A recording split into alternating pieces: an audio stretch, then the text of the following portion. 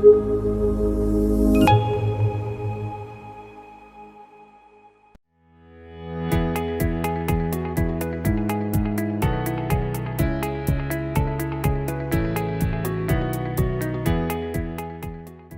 hubs are useful for more than just neatly organizing content. They also have SEO benefits.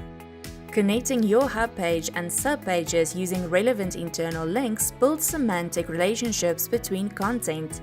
That may help to boost what we like to call topical authority, meaning Google sees your site as authoritative when it comes to a particular topic. Hi, I'm Callie from the International Institute of Digital Marketing. Here's how to create a content hub. Brainstorm topics for hub pages. Grab a pen and paper, put your thinking cap on, and note down any topics that spring to mind. If you're struggling for ideas, head over to RF's Keyword Explorer, search for a broad topic related to your niche, then go to Phrase Match Reports. You'll see a lot of ideas here, and not all of them will be suitable for hub pages, so filter through them and find what exactly you can use for your hub page. Choose relevant subtopics. The key here is to choose subtopics that are highly related to your chosen topic.